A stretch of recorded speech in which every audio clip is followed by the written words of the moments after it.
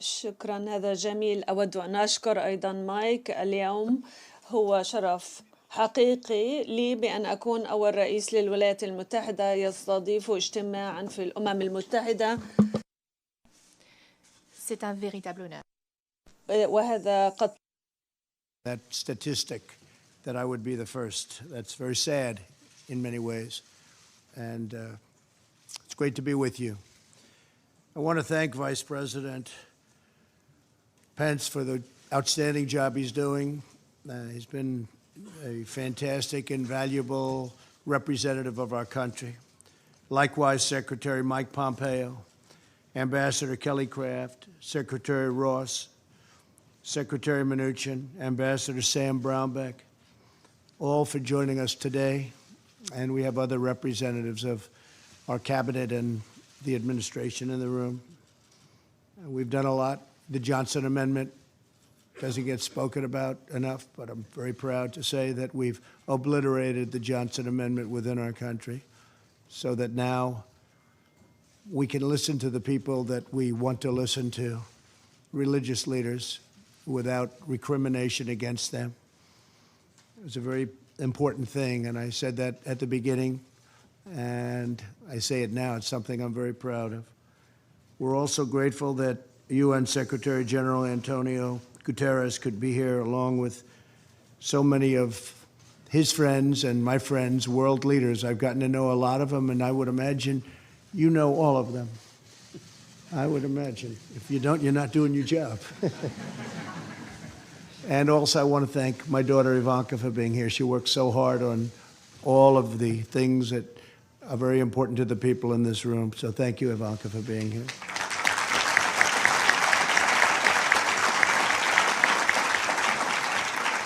The United States is founded on the principle that our rights do not come from government, they come from God. This immortal truth is proclaimed in our Declaration of Independence and enshrined in the First Amendment to our Constitution's Bill of Rights. Our founders understood that no right is more fundamental to a peaceful, prosperous, and virtuous society than the right to follow one's religious convictions. Regrettably, the religious freedom enjoyed by American citizens is rare in the world.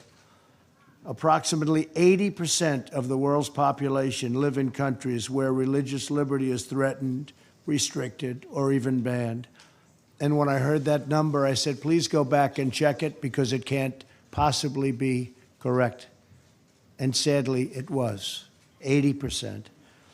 As we speak, Jews, Christians, Muslims, Buddhists, Hindus, Sikhs, Yazidis, and many other people of faith are being jailed, sanctioned, tortured, and even murdered, often at the hands of their own government, simply for expressing their deeply held religious beliefs. So hard to believe. Today, with one clear voice, the United States of America calls upon the nations of the world to end religious persecution.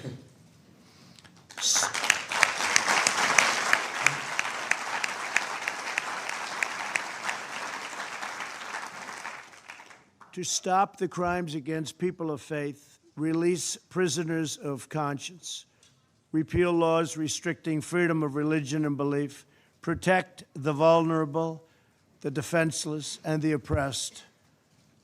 America stands with believers in every country who ask only for the freedom to live according to the faith that is within their own hearts. As president, protecting religious freedom is one of my highest priorities and always has been. Last year, our Secretary of State, Mike Pompeo, hosted the first ever ministerial to advance international religious freedom. In this year's ministerial, Secretary Pompeo announced plans to create the International Religious Freedom Alliance, an alliance of like-minded nations devoted to confronting religious persecution all around the world. I've appointed a special envoy to monitor and combat anti-Semitism. We're standing up for almost 250 million Christians around the world who are persecuted for their faith. It is estimated that 11 Christians are killed every day for the following. I mean, just think of this, 11 Christians a day for following the teachings of Christ. Who would even think that's possible in this day and age? Who would think it's possible? With us today is Pastor Andrew Brunson, who was imprisoned in Turkey for a long period of time. Last year, my administration was thrilled to bring him back home after a very short and respectful negotiation with a very strong man, and a man who's become a friend of mine, fortunately, President Erdogan of Turkey. I called the president. I said, he's an innocent man. They've been trying to get Andrew out for a long time, previous administration. I don't think they tried too hard, unfortunately. But I want to thank President Erdogan, and I want to thank you, Pastor, for being here with us today. Where is Andrew? Is he around someplace? Thank you, Andrew.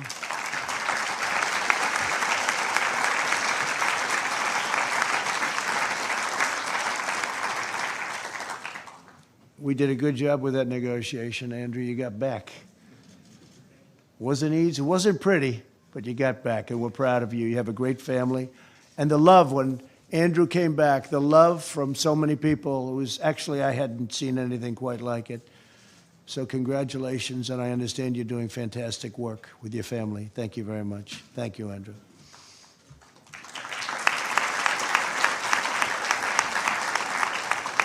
And I also want to thank Franklin Graham, because he's been so instrumental in everything we're doing. He's done such an incredible job in so many different ways, including floods and hurricanes. And every time I go, I see Franklin there. He's always there before me. I don't know how he gets there before me. I'm going to beat him one day, but he's always at these places of really disaster areas. He's right there with an incredible, large staff of volunteers that are just amazing. Thank you very much. And Cece, thank you very much. Thank you very much. And Paula White, thank you very much. In July, I met with survivors of religious persecution at the White House, and we're honored that many of them could be here today as well. Some of these individuals suffered as a result of state-sponsored persecution, others at the hands of terrorists and criminals. No matter the case, America will always be a voice for victims of religious persecution everywhere. No matter where you go, you have a place in the United States of America. Could I ask those folks to stand up, please? Please stand up.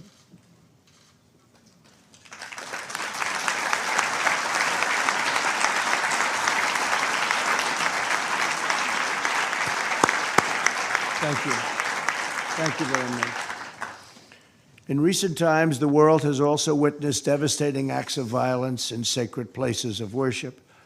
In 2016, an 85-year-old Catholic priest was viciously killed while celebrating Mass in Normandy, France. In the past year, the United States endured horrifying anti-Semitic attacks against Jewish Americans at synagogues in Pennsylvania and California. In March, Muslims praying with their families were sadistically murdered in New Zealand. On Easter Sunday this year, terrorists bombed Christian churches in Sri Lanka, killing hundreds of faithful worshipers. Who would believe this is even possible? These evil attacks are a wound on all humanity. We must all work together to protect communities of every faith. We're also urging every nation to increase the prosecution and punishment of crimes against religious communities. There can be no greater crime than that. This includes measures to prevent the intentional destruction of religious sites and relics. Today, the Trump administration will dedicate an additional $25 million to protect religious freedom and religious sites and relics. We're also pleased to be joined today by many of the partners from the business community as we announce a very critical initiative. The United States is forming a coalition of U.S. businesses for the protection of religious freedom. This is the first time this has been done. This initiative will encourage the private sector to protect people of all faiths in the workplace. and the private sector has brilliant leadership. That's why some of the people in this room are among the most successful men and women on earth. They know how things get done, and they know how to take care of things, and they're with us now for the first time to this extent, first time ever, and we're really honored to have you in the room. Great business leaders, great people of strength. Too often, people in positions of power preach diversity well, silencing, shunning, or censoring the faithful. True tolerance means respecting the right of all people to express their deeply held religious beliefs. Before I conclude, I want to once again thank all of the survivors in the room for their courage and resilience. You're an inspiration to the world. You remind us that no force on earth is stronger than the faith of religious believers. The United States of America will forever remain at your side and the side of all of those who seek religious freedom. Today, I ask all nations to join us in this urgent moral duty. We ask the governments of the world to honor the eternal right of every person to follow their conscience, live by their faith, and give glory to God. The United States has a vital role in this critical mission. Secretary General Guterres will now share a few words on the UN's efforts to promote religious liberty for all, and he has been a champion of exactly what we're in this room for. So I want to thank everybody for being here. God bless you, God bless the faithful, and God bless America. Thank you very much. Thank you.